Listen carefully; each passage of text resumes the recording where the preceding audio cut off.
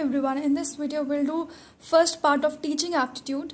From this section you get 5 questions of 2 marks each. So let's understand this word teaching aptitude.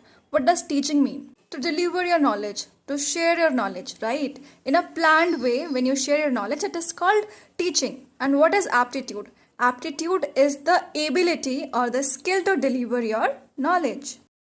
See the triadic diagram. This question came in previous years. So there are 3 components in teaching. Those are, one is teacher, there should be student, and there should be content. So teaching is a triadic model. Teacher should be there, student should be there, and content should be there. Alright, now see the Venn diagram on the right hand side. So as you can see, teaching is the sub part of learning, which means where there is teaching, there will always be learning.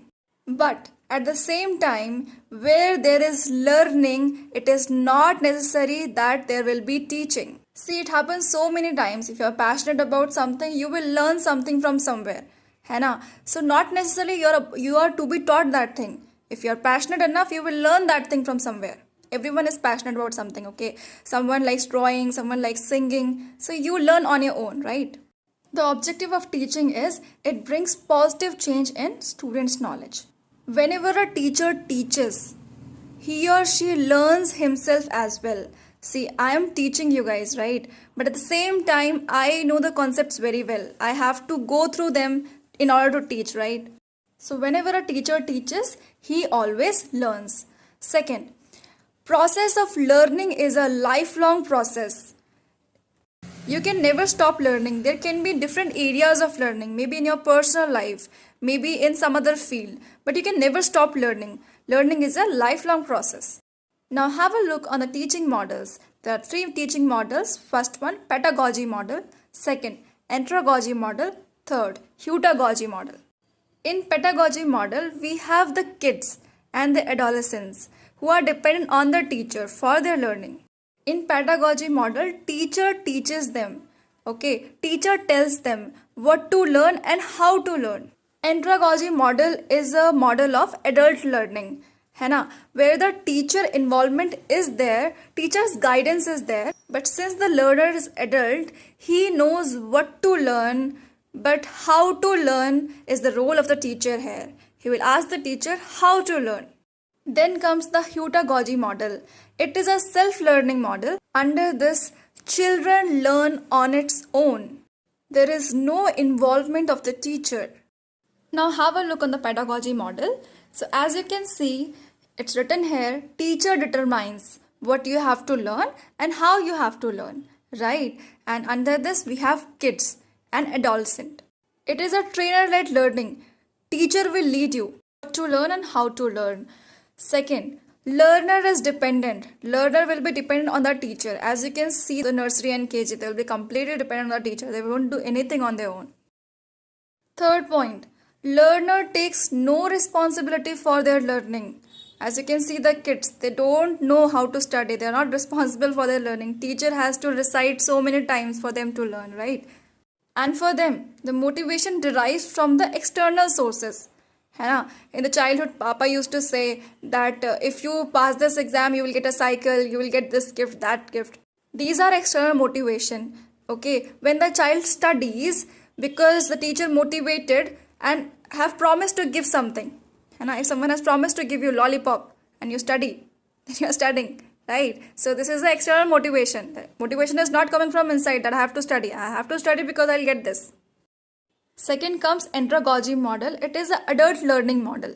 See, when those children becomes adult, they know what to study, but they need the guidance of the teacher. They need the guidance of the teacher to tell them how to study. If you are going for a research, you will ask the teacher how to do the research. I know this is a topic of the research, but how to do it? Please help me, right? It is a self-directed and goal-driven learning. Okay, you will direct yourself and you will have a goal. Because of that goal, you are studying. For example, if you are studying for any competitive exam or your final exams, you have a goal.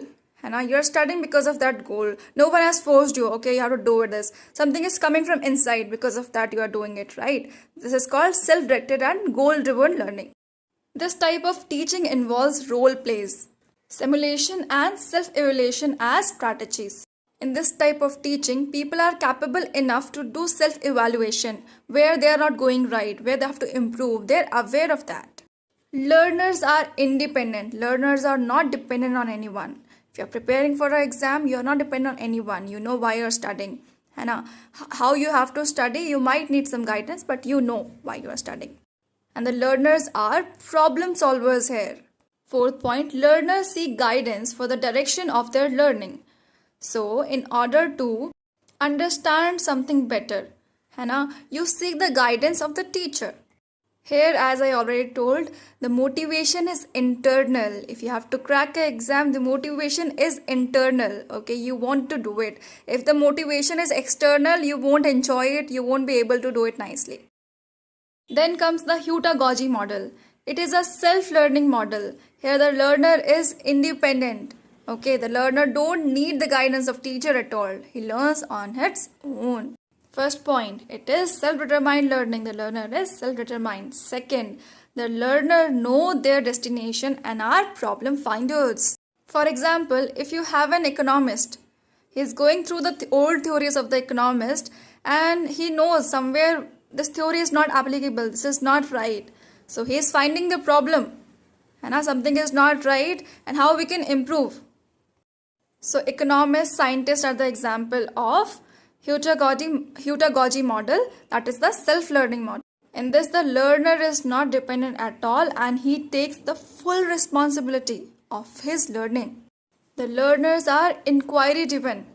If an economist is going through the theories of other economists, he will always inquire why it is like this, why it can't be like this.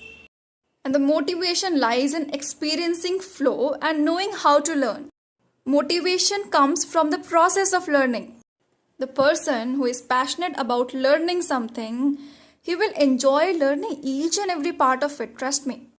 For example, if you are interested in learning French or some other language, the motivation is internal. You will try to learn on your own. You will see so many people who don't have a proper certification, but they have more knowledge than the certified people. How? Because that is something they enjoy doing. They have learned from various sources, from wherever they could, because that is something which is their passion. Thank you so much. In the next video, we'll do Bloom's taxonomy. It's a very important topic.